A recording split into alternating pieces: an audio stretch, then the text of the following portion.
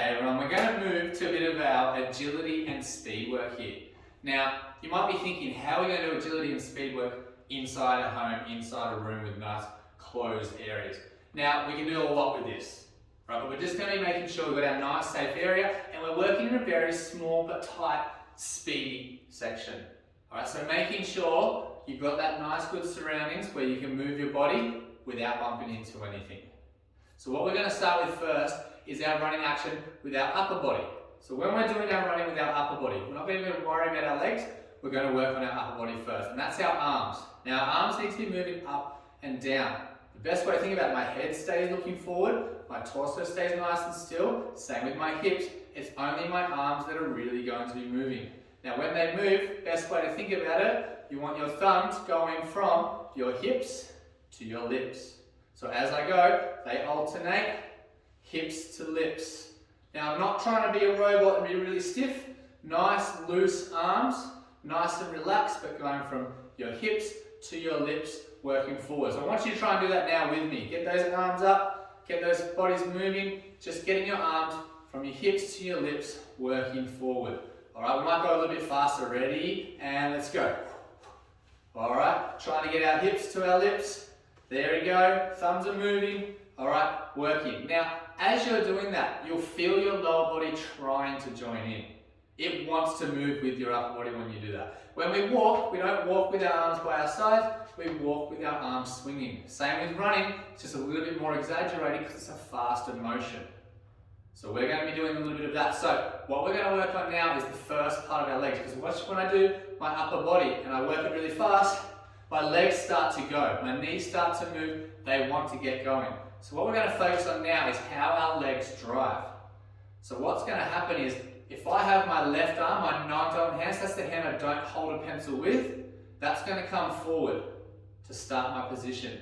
Then, as I go to do my step, I'm going to bring the opposite side, so my right leg's going to come up and join that arm. So that's the position you want to be in with your driving leg, and it comes back down. So up and drive. So that means my other arm can start up. We're actually going to swap our arms.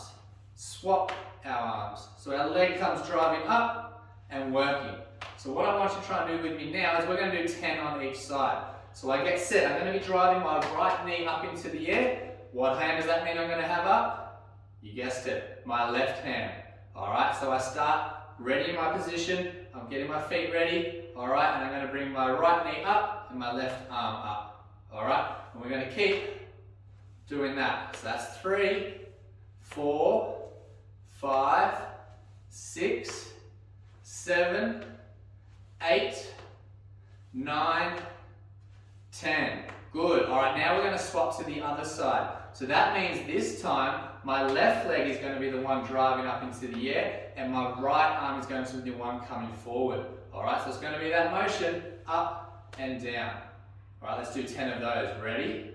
1, 2, 3, 4, 5, good work, 6, 7, 8, 9, 10. Alright, well done. That's going to get a little bit of your blood pumping in your body, going to get us working. In a moment, we'll start to work on a bit more speed and agility. What I want you to do now is just grab a bit of a drink, have a bit of a break, and we'll come back into that one in a second.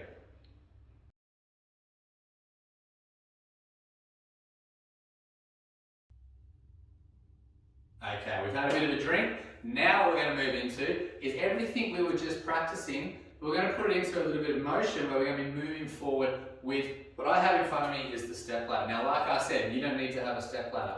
Easy way to make one of these is you can get your 30cm ruler that you would have in your pencil case, and you can put that down, put a line of tape, then measure another 30cm ruler, measure tape, and keep going. If you're outside, you can maybe use some chalk and do the exact same thing, and that's going to give you a nice section. If you can't use any of that, that's fine. You can just use the ground in front of you, and you can imagine that there's that ladder there in front of you. This is just going to help visually let you guys see what you're trying to do.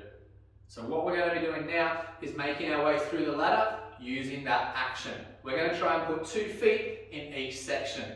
So we're going to keep our arms moving, keep our knees coming up nice and high, and we're going to work our way through. Try not to touch any of the in-between sections, but it can be a little bit trickier than it looks. Alright, so we're going to get ready. Remembering I'm going to be driving my hands up, and then I'm going to come through 2 feet in each one, all the way to the end.